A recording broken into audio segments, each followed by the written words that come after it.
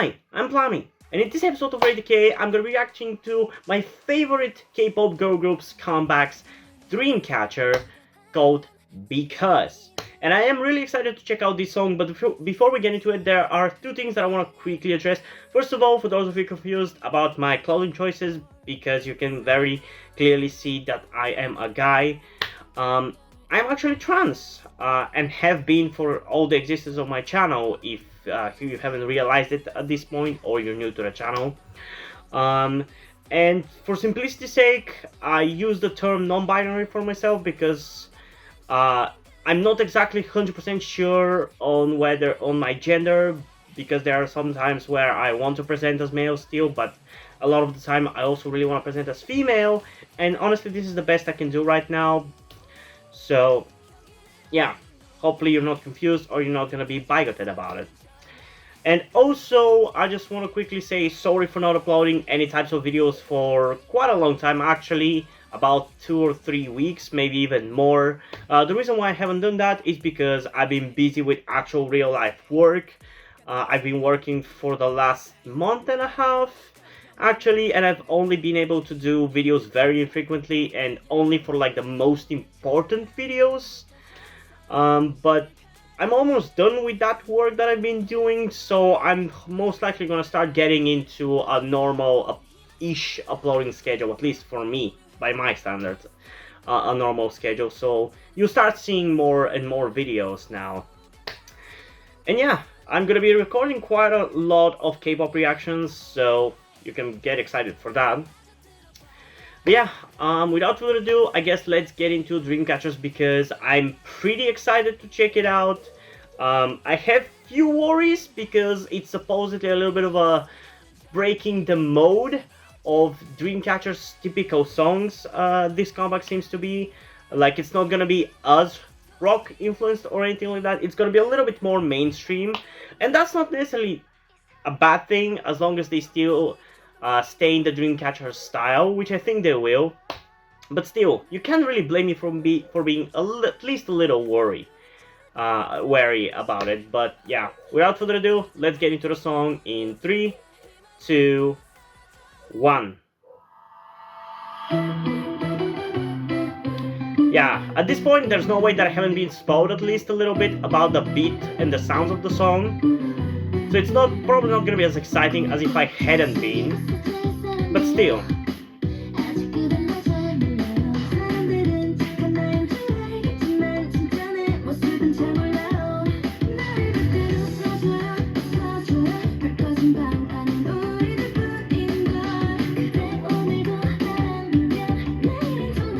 Yeah, it's definitely a little bit more mainstream.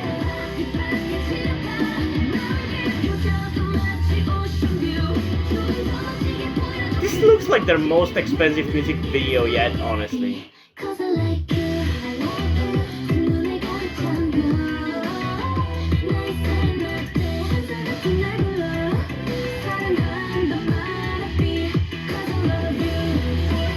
Is it me, or part of the beat sounds like For Elise?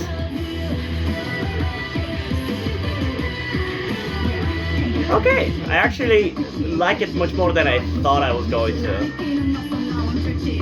Especially because I've already heard the chorus quite a lot by watching videos and other K-pop groups doing Because challenge. But it's actually still exciting.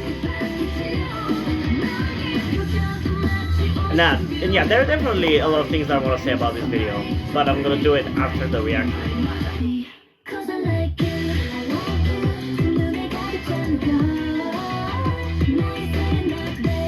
One thing I definitely want to commend them for is that despite not being as rock influenced as other comebacks, it still feels like a Dreamcatcher song. It still has a style. Even though it's more mainstream, it still has the Dreamcatcher identity.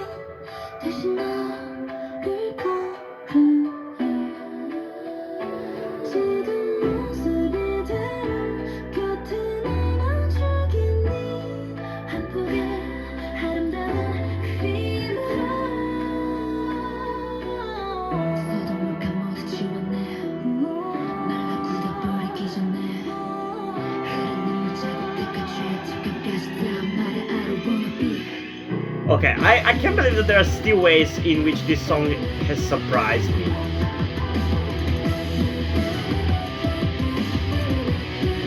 I thought I had this song figured out, honestly.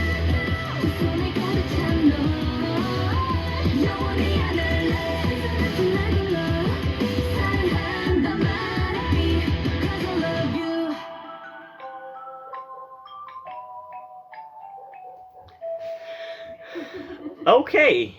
Uh, I mean, I honestly don't even know where to start with this song.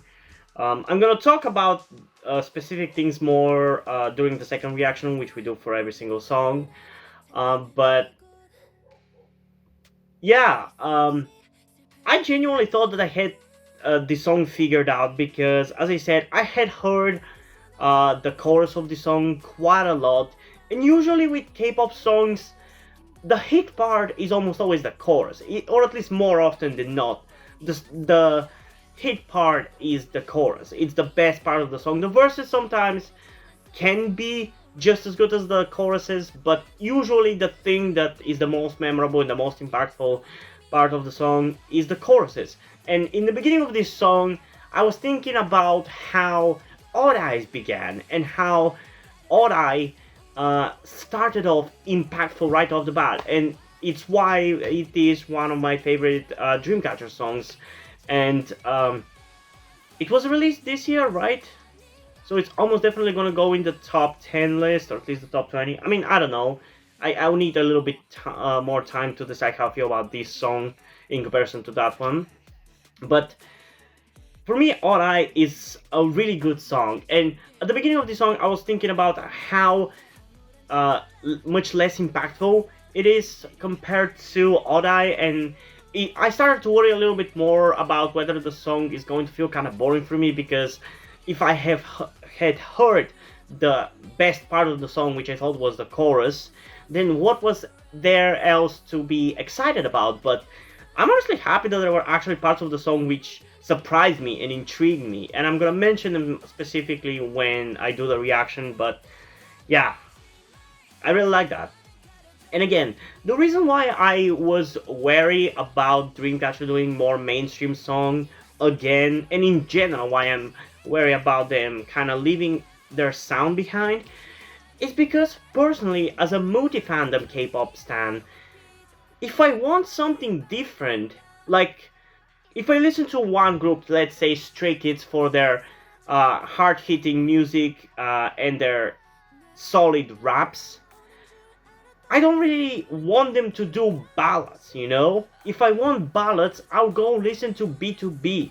That's why I personally prefer when groups stick to one sound, because if I want a different sound, I can just go to another group.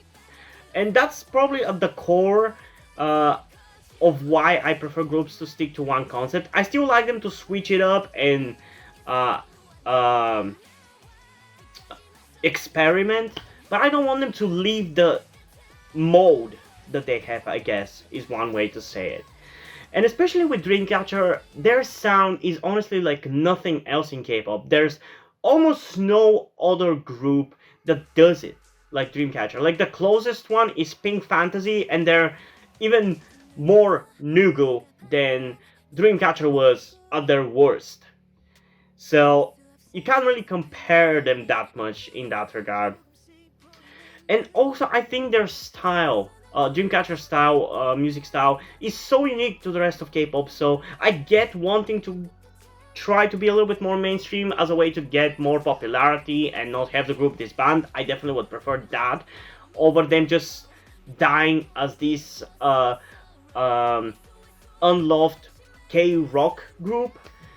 But still, I don't want them to veer too far away from what they started out as. And I'd say that this, which doesn't have as much rock influences, but still has very much the darker and gothic influences of Dreamcatcher, I'm honestly pretty satisfied with that. But still, I wouldn't love it if this is what they switched off to. I'm fine with this as a one-off or a two-off thing, but I don't want this to become their sound, as good as it still is. So yeah, Let's get into it a second time and point out the specific things that I enjoyed about the song and the music video in 3, 2, 1.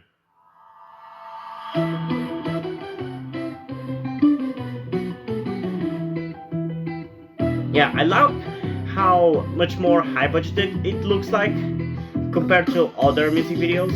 It's never really something that I care about too much, but it's always appreciated, you know? A song can be good without the music video, but it's always appreciated when the music video is also really pretty.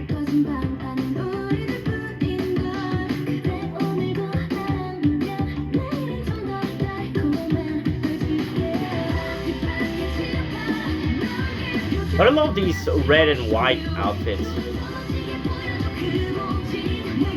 Some of the more old-timey outfits don't really work for me, but I like most of the outfits, honestly. Also, I like how the chorus is not an instrumental chorus.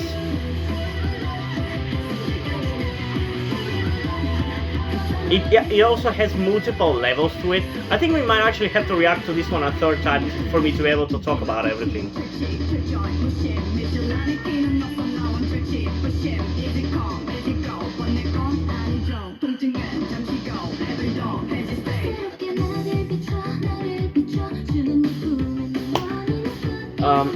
For me, Dami's rapping tends to be hit or miss, and sadly, at least on the first few listens, her rap in this song is a little bit of a miss for me.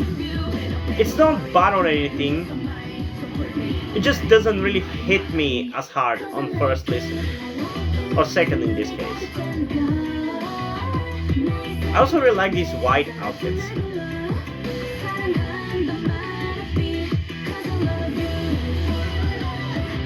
I think the thing that I appreciate the most about this song is definitely that the chorus, there's so much more to it than what I thought.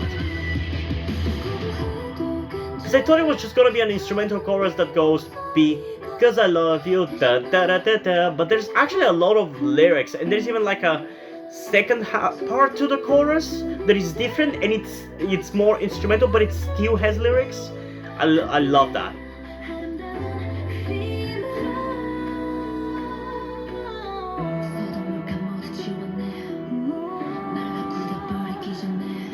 Also, I love this low voice Suwa part. Yeah, I thought this is what the chorus was going to be throughout the whole song. I'm glad that it's not.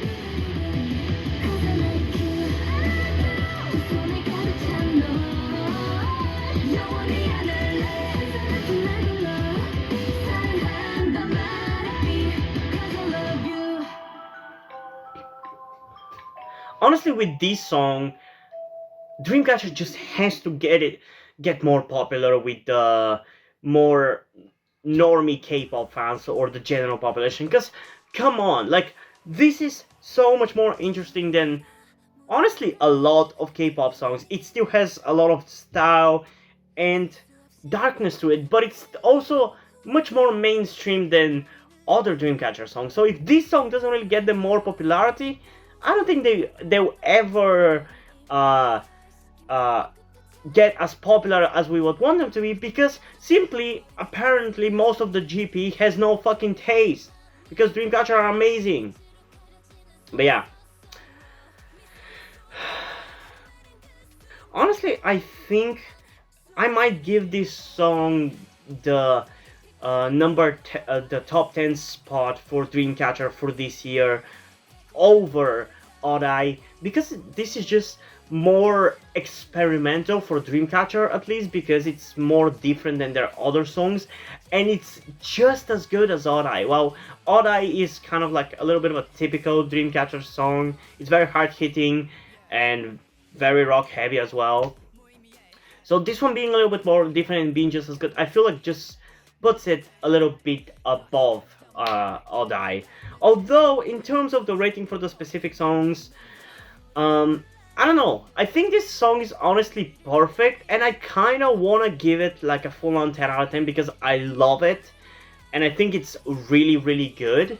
Like, if this song was released by any other K-pop group, I would probably give it a 10 out of 10. But for Dreamcatcher, not that I expected more from this song, but I feel like I've been more excited by other songs by Dreamcatcher. So even though I still really like it, in terms of excitement, I feel like I've had more excitement with other songs. So because of that, I kind of feel like I have to give it a little bit less than a 10 out of 10. So what I'm gonna go with is, I guess, more objectively, I am going to give this song a 10 out of 10 because they did what they wanted to do with this song perfectly, and it's amazing.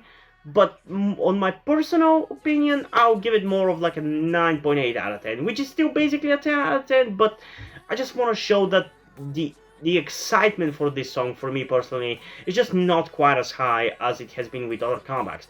I still enjoy this song a lot, and I feel like even after a few more listens, it's gonna grow on me a lot, because the chorus in this song is just not the kind of chorus to really be as replayable until you have listened to it and learned it after listening to it like 5 or 6 times. It's just not as instantly replayable as Odd Eyes chorus was, but that's fine. Not every song has to be a certain way, you know.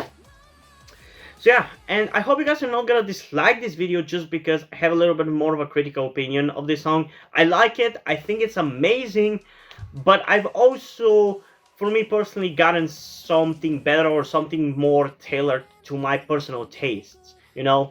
But I still appreciate difference in title tracks. Like, if every single song by Dreamcatcher was like Odd Eye, it definitely would become boring. So I can't really complain about this song being a little different, because next time when they release something more akin to Odd Eye, I'm gonna be that much more excited to hear it, because I've been, in a way, starved, so to speak. But yeah, I'm definitely also excited to check out the B-sides of this album, and I'm not sure, is this a full album, or am I confusing Dreamcatcher with Stray Kids? Because Stray Kids are going to be releasing a full album, but I don't think Dreamcatcher are. Anyway, you can definitely expect a reaction to the B-sides of this album.